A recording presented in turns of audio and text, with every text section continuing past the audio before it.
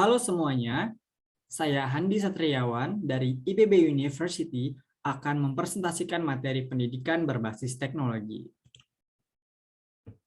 Kita mulai dari mengapa. Artinya, mengapa harus ada pendidikan berbasis teknologi. Kita tahu bahwa teknologi pendidikan dirancang untuk membantu memecahkan permasalahan pendidikan, sehingga mampu memberikan manfaat dalam upaya peningkatan kualitas pembelajaran. Dengan demikian, dunia pendidikan termasuk yang sangat diuntungkan dari kemajuan teknologi karena memperoleh manfaat yang luar biasa. Oleh karenanya, dengan pemanfaatan teknologi pembelajaran, diharapkan mampu untuk dari pesan pendidikan itu dapat dikemas lebih sistematik, baik dalam kemasan fisik maupun maya yang tidak lagi dibatasi oleh ruang dan waktu, sehingga dapat diterima oleh peserta didik dengan baik, mudah, dan meluas, serta menciptakan pendidikan yang menyenangkan dan fleksibel. Pendidikan berbasis teknologi memiliki arti yaitu suatu sistem pendidikan di mana proses belajar mengajar berlangsung dengan memanfaatkan sarana teknologi, informasi, dan komunikasi. Pendidikan berbasis teknologi akan mengubah perilaku pengajar dan pelajar dalam menyelenggarakan proses belajar mengajar. Hal ini bertujuan untuk memperbaiki secara signifikan kualitas belajar dan pembelajaran, serta meningkatkan literasi teknologi informasi. Nah, terdapat dua model sistem pembelajaran berbasis teknologi yang dikenal dengan asynchronous learning dan synchronous learning. Nah, untuk asynchronous learning merupakan proses pembelajaran berlangsung di mana antara pengajar dan pelajar dilakukan pada waktu yang berbeda. Untuk saat ini, asynchronous learning lebih banyak digunakan karena peserta tidak harus terikat dengan waktu. Peserta dapat mengambil materi pembelajaran kapanpun dan dimanapun, serta lebih relatif mudah dan lebih sederhana dalam implementasinya. Namun, juga ada kekurangan dari model pembelajaran ini, yaitu interaksi dua arah yang bersifat real-time antara pengajar dan pelajar tidak dapat diselenggarakan. Kemudian, synchronous learning, yaitu proses pembelajaran dilakukan secara bersamaan, terjadi interaksi dua arah antara pengajar dan peserta pembelajaran. Model ini mirip dengan proses pembelajaran konvensional yang ada di kelas. Oleh karena itu, model pembelajaran ini sering disebut dengan virtual classroom. Untuk kelebihan dari model ini adalah interaksi dua arah yang bersifat real-time antara pengajar dan peserta pembelajaran dapat dilakukan dengan menggunakan teknologi teleconference dan chatting.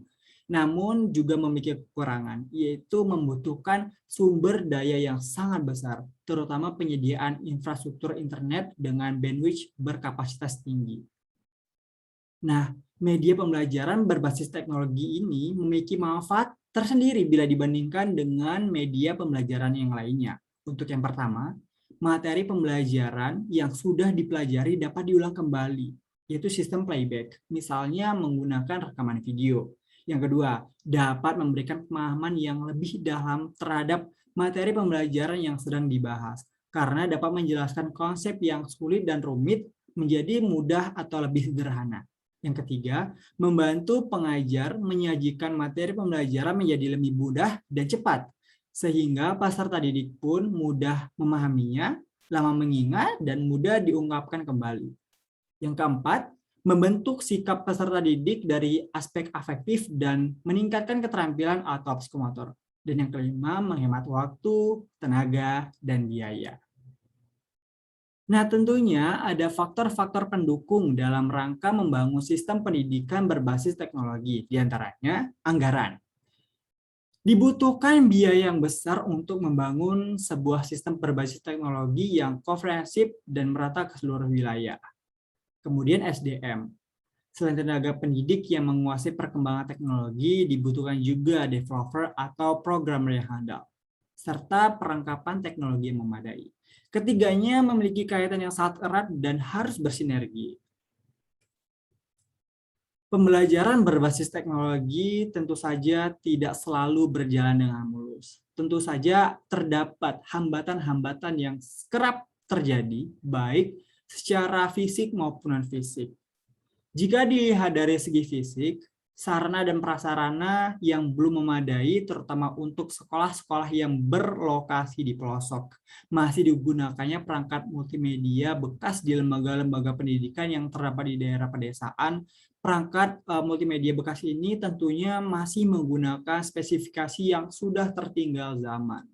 Sedangkan dari segi non-fisik, kurangnya kepercayaan diri guru dalam melaksanakan PBM, kemudian kurangnya kompetensi guru. Artinya kurangnya dalam mengintegrasikan teknologi ke dalam pedagogis praktek, serta sikap guru dan resistensi yang melekat terhadap perubahan untuk mengubah tentang penggunaan strategi baru, yaitu dengan integrasi teknologi dalam proses belajar mengajar. Nah, adapun dampak yang ditimbulkan dari pemanfaatan teknologi informasi dan komunikasi di dunia pendidikan. Untuk dampak positifnya, yaitu informasi yang dibutuhkan akan semakin cepat dan mudah diakses untuk kepentingan pendidikan. Inovasi dalam pembelajaran semakin berkembang dengan adanya inovasi e-learning yang semakin memudahkan proses pendidikan, dan sistem administrasi pada sebuah lembaga pendidikan akan semakin mudah dan lancar. Sedangkan untuk dampak negatifnya, yaitu pelajar menjadi pecandu dari keberadaan dunia maya secara berlebihan. Tindakan kriminal atau cybercrime, misalnya pencurian dokumen atau aset penting, dan menimbulkan sikap yang apatis pada masing-masing individu, baik bagi pelajar maupun pengajar.